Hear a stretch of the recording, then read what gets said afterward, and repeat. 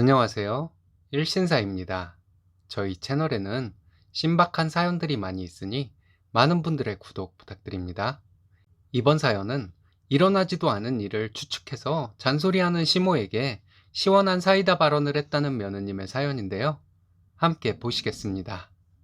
안녕하세요. 30대 초반 맞벌이 부부입니다. 아이는 아직 없어요. 결혼할 때 시댁에서 집값의 반을 보태주셨습니다. 양가에 아무 도움도 받지 못하고 결혼하는 부부도 많은데 감사한 일이죠. 저는 혼수와 예단을 했고 결혼할 때 신랑과 저 각자 든 비용 모두 합치면 반반 결혼에 가깝습니다. 며칠 전에 3시간 거리의 시댁에 갔다가 시어머니 좀 열받게 해드렸습니다. 그동안 시어머니와 신우들 때문에 스트레스 받은 것을 생각하면 세 발의 피이기는 하지만 아직 많은 날이 남아있으니 괜찮아요. 신랑은 위로 누나 둘이 있습니다. 시어머니와 시누이들의 개소리는 어록을 만들어도 될 정도예요. 어른스럽지 못하게 말하는 시어머니와 입에서 나오는 대로 말하는 신우들이 하는 말에 일일이 신경을 쓰지 않으려고 해도 만나면 계속 거슬리는 말을 해대니 반응을 안 할 수가 없었습니다. 시댁 식구들이 저희 집에 오면 저와 남편이 얼굴을 붉히며 방에 들어가서 말다툼을 하고 나오면 얼굴에 화색이 도는 사람들이 저희 시댁 식구들이에요. 제가 참다 못해서 남편에게 신우들이나 시어머니가 이상한 소리 하면 좀 못하게 해달라고 얘기를 몇 번 했는데 처음에 신랑은 한 귀로 듣고 한 귀로 흘리면 제풀에 지칠 것이라고 했습니다. 하지만 저도 사람이고 매번 귀에 거슬리는 소리를 하는데 그게 되나요? 한 번은 정말 꾹 참고 끝까지 웃는 표정 유지했더니 신우들 갈 때 표정이 많이 기분 상한 표정이더라고요. 심술 부리러 와서 제가 기분이 상해야 하는데 목적을 달성하지 못해서 그랬나 봐요.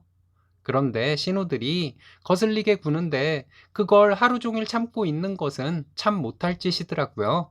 작년부터 신우들과는 자주 만나지 않습니다. 작년에 시아버지 칠순에 가족 사진을 찍었는데 사진관 예약과 사진 고르는 것 등을 저와 신랑이 다 했거든요. 가족 사진 크게 확대한 것을 액자로 만들어 시댁과 신우들 하나씩 나눠 주었습니다. 아들이라고 사진에 들어간 돈은 저희가 지불했고요.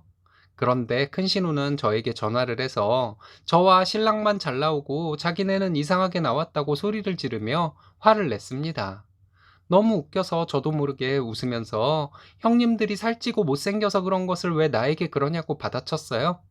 회사에서 전화를 받았는데 조용한 사무실에서 소리 지르는 신우 목소리를 다들 들었다고 할 정도였습니다.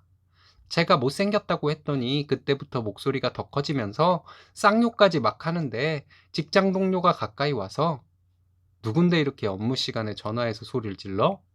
하고 물어봐 주었습니다. 그래서 제가 전화기에 대고 아니에요. 소리 지르는 거 좋아하는 괴물 같은 년이에요. 하고 대답했어요. 제 말 듣고 더 열받아서 큰 신우는 계속 소리를 지르는데 저 바빠서 끊어요. 하고 밝은 목소리로 말하고 전화를 끊어버렸습니다. 그 후로 신우들이 저희 집에 왔을 때 제가 형님들 실물보다 사진이 잘 나온 것 같은데 왜 그러시냐고 했습니다. 형님들이 살이 많이 쪄서 그렇지 살만 빼면 인물이 지금처럼 나쁘지는 않을 것이라고 했어요. 그리고 작은 신우에게 형님은 한의원에서 몸이 안 좋아서 살이 찌는 것이라고 했다는데 돼지같이 식탐을 부리다가 살이 찐 것도 아니니 어쩔 수 없지 않냐고 위로하는 척하면서 비꼬아 주었습니다. 근데 몸이 안 좋아서 살이 쪘다고 하기에는 신우 둘 다 먹는 양이 엄청나요. 제가 이런 식으로 계속 비꼬듯이 말했더니 신우들과 만나는 횟수가 점점 줄게 되었습니다. 몇 달 전에 신랑이 회사에서 출장을 겸해서 좋은 일로 외국에 9박 10일 동안 나갔다 올 일이 생겼는데 시댁의 친척들 다 모인 자리에서 시어머니 말씀하시는데 내가 저 나이 때는 일꾼들 밥을 한 가마니씩 하고 살았는데 쟤는 팔자도 좋네 정말 이러셨습니다. 옆에 계시던 큰어머니가 자네도 유럽이며 동남아며 안 가본 데 없지 않나? 우리 시어머니야말로 고생만 하시다가 돌아가셨지. 자네는 일도 별로 안 시켰고 일꾼들 밥이나 챙겼는데 무슨 고생을 했다고 이래? 며느리라 그런 말 하는 거지. 딸이었으면 우리 딸 시집 잘 갔다고 하면서 좋아했겠지. 하시면서 저를 보고 웃으시더라고요. 저희 시아버지는 참 소탈하시고 좋은 분이신데 그래서 시어머니와 시누들이 그렇게 못돼 먹었나 하는 생각도 들었습니다. 며칠 전에 시댁에 토요일에 가서 하루 자고 왔습니다. 너무 더워서 방에서 잘 수가 없어서 거실에서 창문을 모두 열어놓고 잤어요. 시골이라 그런지 밤에는 더워서 못 잘 정도는 아니었습니다. 집에서처럼 옷을 편하게 입고 자는 것이 아니고 시부모님 화장실 왔다 갔다 하시는 소리가 신경 쓰여서 잠을 편하게 자지는 못했어요. KTX를 왕복으로 끊고 다녀오는 것이라서 시간 맞춰서 시댁에서 나오는데 시어머니께서 한다는 말씀이 너 마누라 가방 같은 거 들어주고 그러지 마라. 엄마는 그런 거 싫다. 이렇게 말하셨습니다. 그때 신랑과 저 각자 가방 들고 있었거든요. 저는 누가 보건 말건 제 가방은 제가 들고 다니는 사람인데 이런 얘기를 들으니 기분이 상하더라고요. 시댁에서 하루 자는 동안 시어머니가 항상 하시는 사람 열받게 만드는 말씀을 이번에는 몇 번 안 들었다고 시어머니가 웬일이래? 하면서 집에 올 생각에 신나게 시댁을 나서는데 이런 소리를 하시니까 화가 나더라고요. 딸이 들고 있는 가방 사위가 들어주면 사위 잘 얻었다고 좋아하실 거면서 왜 이러시는지 정말. 신랑도 짜증이 났는지 남편이 아내 가방 무거우면 들어줄 수도 있는 거지 뭘 그래요 하고 말했습니다. 시어머니는 마님이랑 머슴 같아 보인다. 그런 거 하지 마라. 이러시더라고요. 남편이 나는 뚱뚱하고 못생기고 얘는 예쁘게 생겨서 그렇게 보이는 거지. 가방 들어준다고 그렇게 보이는 거 아니에요. 이렇게 말했습니다. 시어머니에게 제가 힘이 좀 약해서 가방을 잘 못 들어요.